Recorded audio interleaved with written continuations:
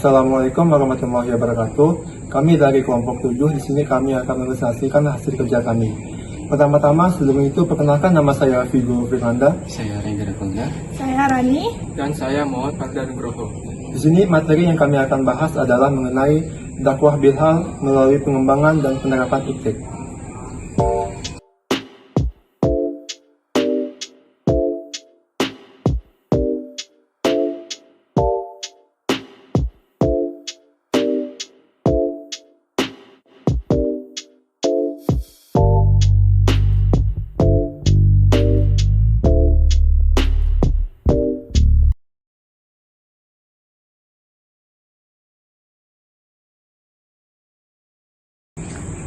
Pengertian dakwah bilhal. Secara etimologi, dakwah bilhal ini merupakan gabungan dari dua kata, yaitu dakwah dan al-hal.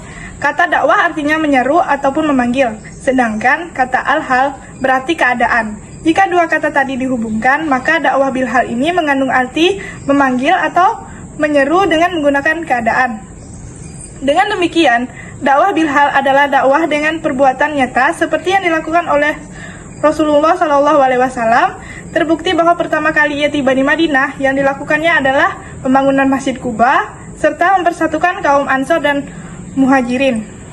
Melaksanakan dakwah bukan hanya berpusat di masjid-masjid, pengajian dan semacamnya, melainkan tindakan nyata atau amal nyata terhadap kebutuhan penerimaan dakwah. Misalnya, dakwah usaha pengembangan masyarakat Islam meliputi pengembangan pendidikan, ekonomi, dan sosial masyarakat, yang dimana pendidikan yang diharapkan mampu menghasilkan sumber daya manusia yang berkualitas dalam bidang ekonomi. Pengembangan dilakukan meningkatkan minat usaha, sementara pengembangan sosial kemasyarakatan dilakukan dalam kerangka merespon problem sosial.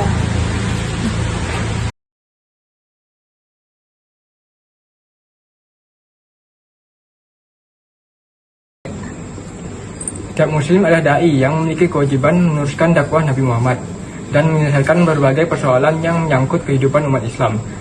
Umat Nabi Muhammad adalah umat pilihan, yang umat terbaik yang diperintahkan untuk berdakwah kepada sesama manusia, seperti firman Allah dalam surah Al-Imran ayat 110. Dalam ayat tersebut, umat Islam merupakan umat terbaik di hadapan Allah. Umat Islam adalah umat yang dilahirkan untuk manusia, yang maknanya adalah umat Islam dilahirkan untuk memberikan manfaat kepada manusia lainnya. Allah dalam surah An-Nahl ayat 125 memerintahkan Nabi Muhammad untuk berdakwah sesuai dengan petunjuk Allah, yaitu dengan cara al-hikmah, al-mauizah al-sanah, dan al-mujadalah. Ketiga cara tersebut dapat diaplikasikan ke dalam bentuk-bentuk dakwah tertentu, diantaranya dengan dakwah bil lisan dan dakwah bil hal.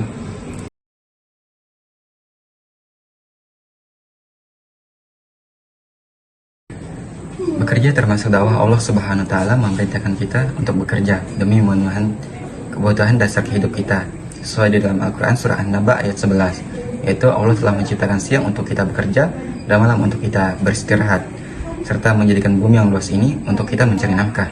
Kerja sendiri memiliki definisi sebagai penggunaan daya, bahwasanya Allah itu sudah menganugerahkan 4 daya pokok kepada kita semua. Yang pertama adalah daya fisik, yang akan menghasilkan kegiatan fisik serta keterampilan. Yang kedua adalah daya pikir, yang mendorong pemiliknya untuk menghasilkan ilmu pengetahuan. Yang ketiga adalah daya kalbu, yang akan menjadikan kita mampu mengekspresikan keindahan serta beriman dengan Allah Subhanahu wa Ta'ala. Yang terakhir adalah anugerah, berupa daya hidup yang bakal menjadikan seseorang itu mempunyai semangat juang dalam menghadapi tantangan dalam hidupnya. Alasan mengenai bekerja adalah ibadah bukan itu saja, seperti halnya penjelasan dalam Al-Quran surah Az-Zariyat ayat 56. Tidak ada tujuan lain dalam Allah menciptakan jin dan manusia, melainkan hanya untuk beribadah dan menyembah kepada Allah Subhanahu wa Ta'ala. Ibadah sendiri tidak hanya sekedar ketaatan dan ketundukan saja, melainkan bentuk ketundukan akibat adanya rasa keagungan yang terdapat dalam jiwa seseorang, sehingga menyebabkan ia mengabdi. Dan bekerja adalah ibadah apabila kita mampu mengimbanginya dengan melakukan kebajikan kepada Allah Subhanahu wa Ta'ala.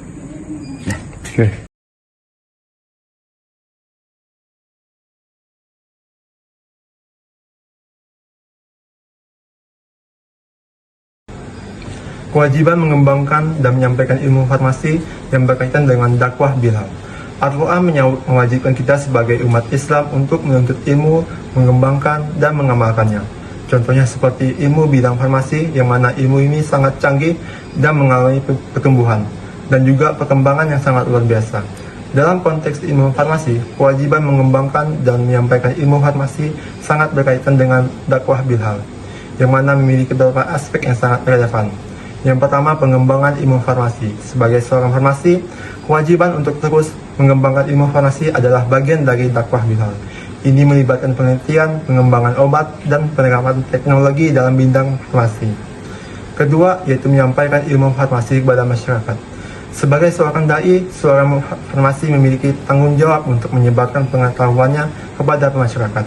Kemudian, etika profesi farmasi. Menyampaikan ilmu farmasi juga mencakup etika profesi, di mana seorang farmasi harus memastikan bahwa praktiknya sesuai dengan standar etika.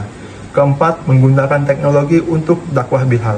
Dalam era digital, seorang farmasi dapat menggunakan media sosial, blog, dan platform online lainnya untuk menyebarkan informasi tentang farmasi dan kesehatan. Ini adalah bentuk dakwah bilhal melalui pengembangan teknologi. Sekian penjelasan dari saya.